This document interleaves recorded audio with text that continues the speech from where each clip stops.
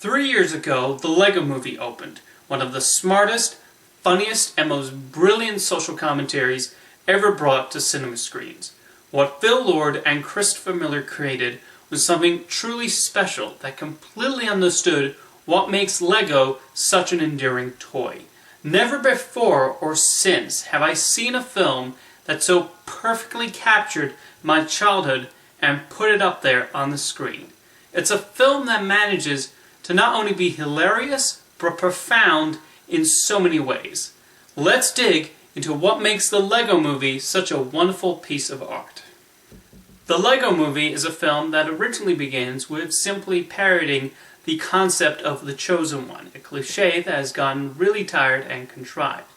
This film uses that plot point brilliantly by having the so-called special be a regular Joe. With Emmett, we find an incredibly relatable character in how he represents all of us folks. He is intentionally ordinary, protagonist we so often shun in films.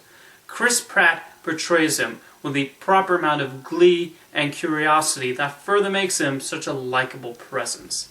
Through Emmett and the city he lives in, we also see a clear message about conformity and sameness. The Lego Movie has a very pro-individual message, and that it's okay to think outside of the box. So often, people greet new or different ideas with, well, I don't know. The amount of times I've heard that response ever since I was a child is beyond frustrating.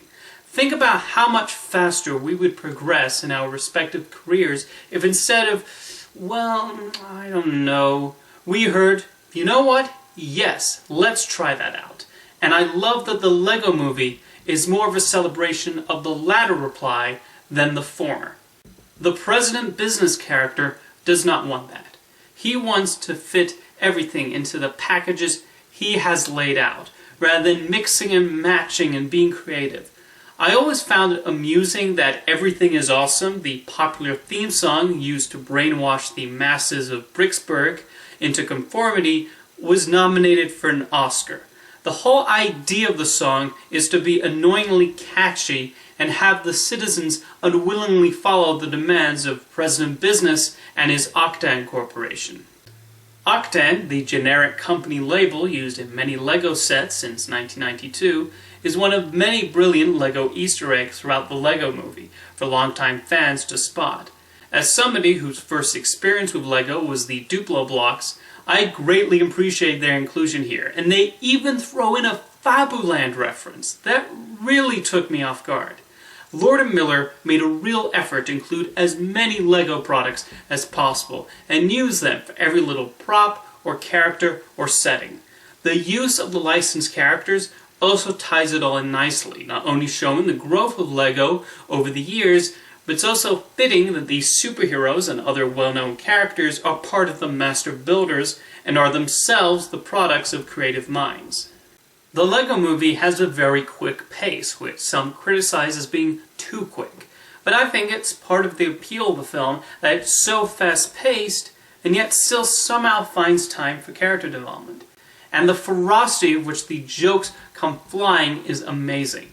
That has been Lord and Miller's style of humor ever since their short-lived animated series Clone High, and it's what has made them stand out as modern comic icons.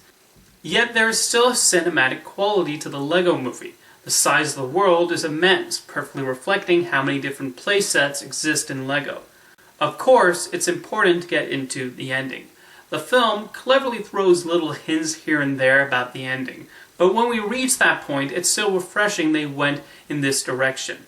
It truly reflects the power of imagination. Through Finn's relationship with his father, we see the two different sides of Lego builders. Those who would rather stick to following the instructions, and those who want to go their own way. That's the immediate appeal of Lego right there, and both sides can be imaginative in their own unique ways. The problem with the father is how he took it to the ultimate extreme of, no, this is the only way to use Lego, rather than reaching some sort of compromise with his son. When they announced a Lego Movie, so many ideas and theories swirled through my head about what it could possibly be like. I greatly enjoyed Phil Lord and Christopher Miller's Cloudy with a Chance of Meatballs, and knew that would bring a similar sensibility to what I consider my favorite toy brand of all time. This was a directing duo who understood the mission statement of the company, one that has been growing constantly since a Danish carpenter came up with the idea. It's no surprise Warner Brothers has commissioned an entire slew of LEGO movies in its wake, including a new one starring Batman, and one opening later this year based on the LEGO Ninjago line. But the films were a natural progression from the video games like LEGO Island and LEGO Racers, the LEGO Land theme parks, and the many licensed LEGO products out there. Phil Lord and Christopher Miller simply took them to the next level. We're also seeing films based on Playmobil and Play-Doh enter production at other Hollywood studios. The cynical side of thinking is they're cashing in on the success of the LEGO movie. However, they're also understanding the LEGO movie was just as much a product of the directors as it was a product of the toy lines, which is why Playmobil and Play-Doh have attacked similarly talented filmmakers as directors and producers. And as somebody who did grow up on those toys as well, I'm curious where they take them. For now though, the LEGO Movie is a film I'll cherish forever with its ode to creativity and imagination. See you next time.